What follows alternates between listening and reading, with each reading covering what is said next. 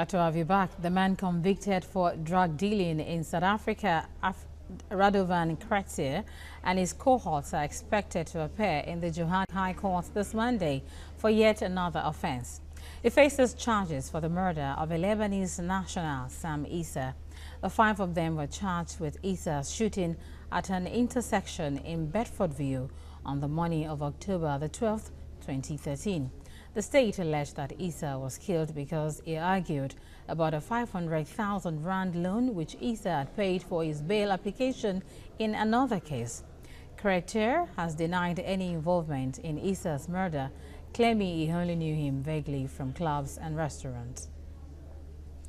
Nigerian senators and speakers of some state houses of assembly have proposed immunity for presiding officers of the legislature. If the proposal succeeds and inserted in the Constitution, the Senate President Bukola Saraki, who has been prosecuted for false and anticipatory asset declaration as well as alleged forgery, may enjoy some reprieve. His deputy, Ike Ekweremadu, may also have the forgery case against him dropped. The National Coordinator Campaign Against Impunity, Shina Loremikon, shares his view. This is not the time to push for such concepts. The present impunity we have is enough and we don't need extra impunity. Already we have a situation where public officers seems not to be concerned about the state of the nation and the health of the nation. Every day we hear things, we see things, we feel things that makes us unhappy and gives us the impression that we are callous persons. Public officers need to be extra careful. To be calling for additional legislation to protect the office is just a mere mockery of public governance. It is commonly believed that at least one Nigerian exists in every nation of the world. This belief is playing out in Rwanda, where some Nigerians reside. Although this African country is yet to fully recover from its 1994 genocide, some Nigerians find doing business there more profitable. Lara Folayo reports. Rwanda, a landlocked country in East Africa. This country is also referred to as a land of 1,000 hills, owing to its mountainous landscape. The capital city, Kigali, has a populace of over 1 million people. Nigerians constitute part of this population. Many of the Nigerians here are professional migrants, while others like Austin are in the country for business. This 32-year-old says a Rwandan friend of his urged him to try out the country's business environment 4 years ago. A decision he is yet to regret. To do business in Nigeria without a big capital is very, very hard. So that's why I travel with my little capital from Nigeria to here. And most of the goods up for sale here are from Nigeria. This one, for example, sells for 7,000 francs in Austin's shop. But in Nigeria, it will go for about 1,000 naira in the popular Balogun market. Austin says he would rather sell his goods here because it makes more profit than selling them in Nigeria. I make a lot of money here than Nigeria. In terms of profit, I make more than in Nigeria. Because in Nigeria, you know that it's 20 naira, 15 naira profit because of the importers. But the downside of living in Kigali is the cost of rent. It's like in my house, I'm paying like $300 for a month.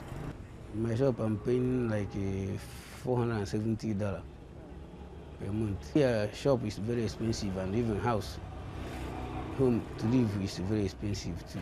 But Austin doesn't seem to mind, as he feels very relaxed in this environment. Life here in Kigali is very nice. It's very nice.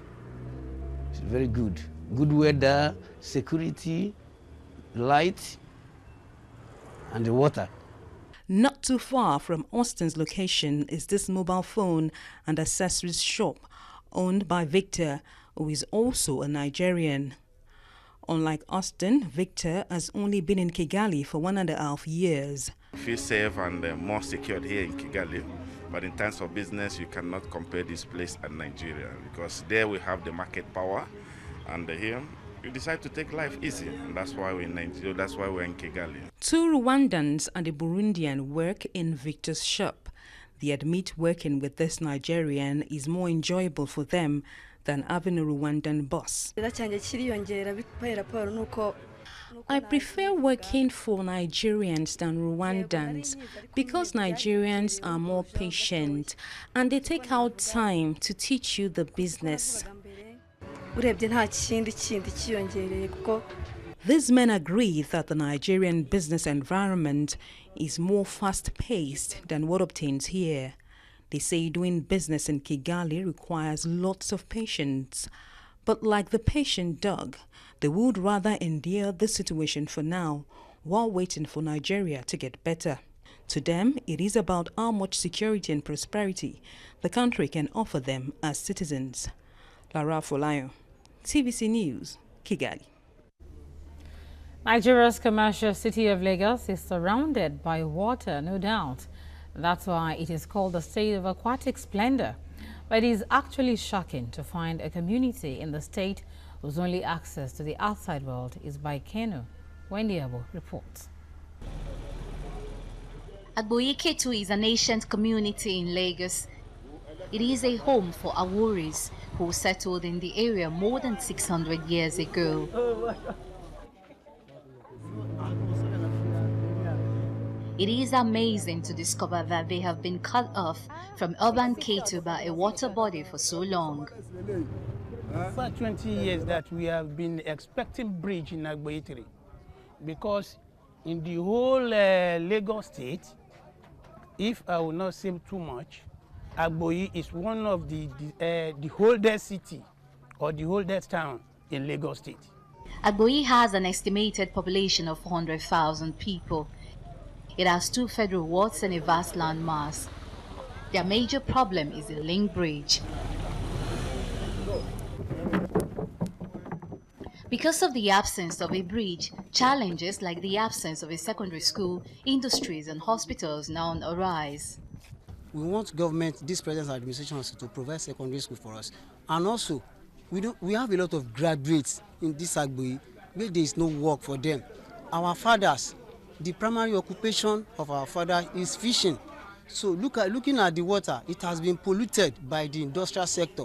So a lot of fish has been killed inside this river. So, and there's no work for them. The Samuel Salam says women suffer the most from this problem, especially the pregnant ones. The problems we go through is too much. We go through a lot of stress, taking canoe to the other side to get whatever we want, and we are no longer young. Despite being surrounded by water, Agboyi residents have no access to drinking water. Because of the lack of the bridge, to fetch water is a big problem. We carry kegs across. You know, when the bridge is around now, the pipe will cross. It will be easy for everyone else to have water. You can see this tank now. They bought it from the tanker, they transfer it to here, and we bought it at the rate of 100 naira, 150.